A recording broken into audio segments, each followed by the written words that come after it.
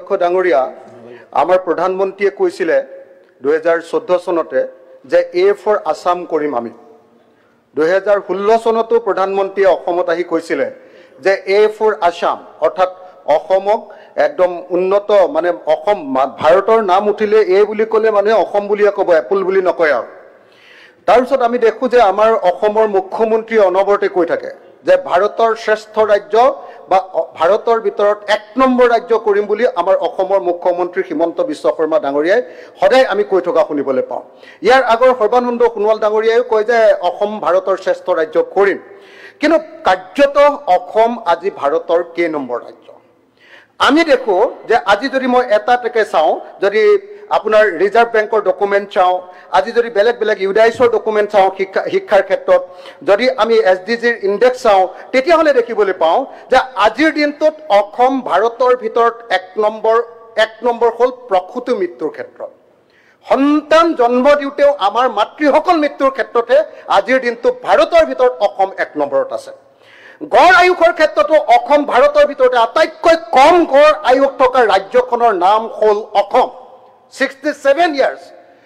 আটাইতকৈ কম গড় আয়ুস কাৰ থাকে যিবিলাক মানুহে ভালকৈ খাবলৈ নাপায় যাৰ দৰিদ্ৰতাৰ পৰিমাণ বেছি সেই ৰাজ্যৰ মানুহৰে আটাইতকৈ গড় আয়ুস কম থাকে আৰু অসম ভাৰতবৰ্ষৰ ভিতৰতে আটাইতকৈ কম গড় আয়ুস থকা ৰাজ্য নৱজাতকৰ মৃত্যুৰ ক্ষেত্ৰত ইনফেণ্ট মৰ্টেলিটি ৰেটৰ ক্ষেত্ৰত গোটেই ভাৰতবৰ্ষৰ ভিতৰত আজিও অসম ভাৰতবৰ্ষৰ ভিতৰত তৃতীয় দৰিদ্ৰতাৰ ক্ষেত্ৰত গোটেই ভাৰতবৰ্ষৰ ভিতৰত আমি পঞ্চম এইবিলাক হ'ল handbook of statistic of Indian states তাত এইবাৰ লেটেষ্ট যিটো ভাৰ্চন তাত আহিছে ৰিজাৰ্ভ বেংক অফ ইণ্ডিয়াই এই তথ্য আমাক দেখুৱাইছে যে আমি আজিৰ দিনটোত ভাৰতবৰ্ষত ইমান তলত অৱস্থান গ্ৰহণ কৰি আছোঁ মাধ্যমিক পৰ্যায়ত ড্ৰপ আউট আধাতে স্কুল অৰাৰ ক্ষেত্ৰত আমি দেশৰ ভিতৰতে মাধ্যমিক স্কুলৰ ক্ষেত্ৰত আমি নাম্বাৰ 1 অথচ আটাইতকৈ দক্ষ বোলে শিক্ষামন্ত্ৰী আমাৰ মুখ্যমন্ত্ৰীজন আছিলে বুলি কয় আটাইতকৈ বেছিকে ড্ৰপ আউটৰ ক্ষেত্ৰত মাধ্যমিক ক্ষেত্ৰত আজিৰ দিনটোতো আমি গোটেই দেশৰ ভিতৰতে এক নম্বৰ উচ্চ শিক্ষাত নামভৰ্তিৰ ক্ষেত্ৰতো আমি গোটেই ভাৰতবৰ্ষৰ ক্ষেত্ৰত উচ্চ শিক্ষাৰ নামভৰ্তিত আমি তলত একেবাৰে নিম্ন স্থানত আমি আছো এই গোটেইবিলাক ইউডাইছ 2023-24 ৰিপৰ্টত এই কথা কোৱা হৈছে সুস্বাস্থ্যৰ ক্ষেত্ৰত তলৰ পৰা আমি ভাল নাই নেকি আমাৰ গুণগত শিক্ষাৰ ক্ষেত্ৰত আমি তলৰ পৰা চতুৰ্থ স্থানত লিংগ সমতাৰ ক্ষেত্ৰত আমি তলৰ পৰা চতুৰ্থ স্থানত বহুমাত্ৰিক দৰিদ্ৰতাৰ ইণ্ডেক্সত আমি ষষ্ঠ স্থানত তলৰ পৰা বহনক্ষম উন্নয়নৰ ক্ষেত্ৰত শেষৰ পৰা ষষ্ঠ স্থানত আৰু জনমূৰি আয়ৰ ক্ষেত্ৰত এজন মানুহে এবছৰত কিমান আয় কৰে সেই ক্ষেত্ৰত আমি ভাৰতবৰ্ষৰ ভিতৰতে তলৰ পৰা 2 নম্বৰ আৰু মাধ্যমিক বিদ্যালয়লৈ নোযোৱা শিক্ষাৰ্থীৰ ক্ষেত্ৰত আমি কেন্দ্ৰীয় চৰকাৰৰ শিক্ষা মন্ত্ৰালয়ৰ শেহতীয়া ৰিপৰ্ট অনুসৰি আমি ভাৰতবৰ্ষৰ ভিতৰত তৃতীয় আমাৰ আটাইতকৈ বেছি প্ৰাথমিক বিদ্যালয়লৈ নোযোৱা ছাত্ৰ ছাত্ৰীৰ সংখ্যা আমাৰ এটাও ভাল কাম নাই নেকি গতিকে মই স্পষ্ট কৰি দিম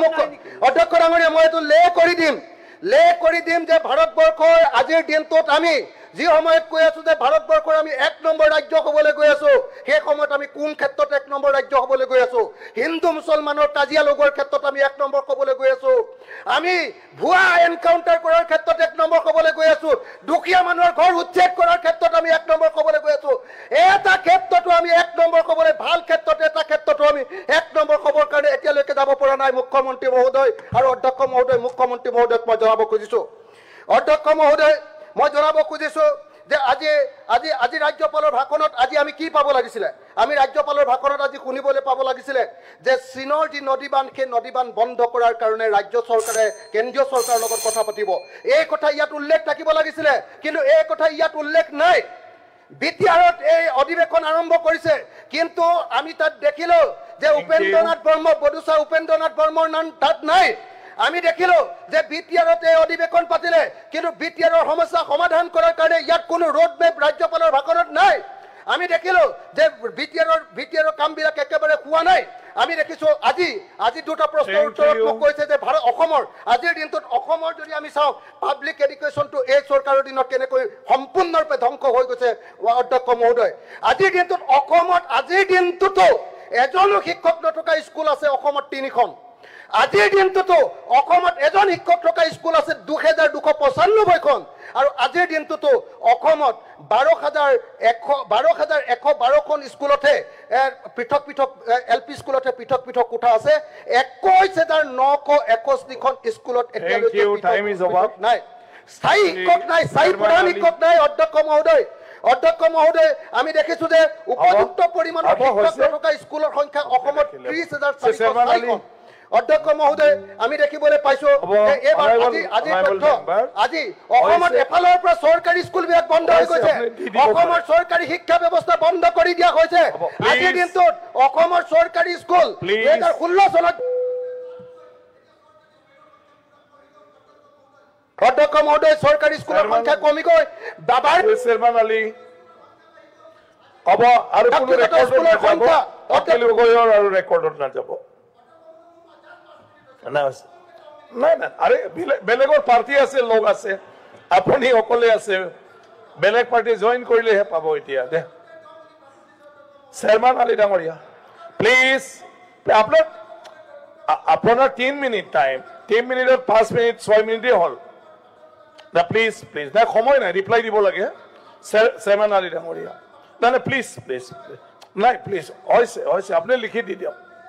চেয়াৰম্যান আলী নকব আপুনি अब प्लीज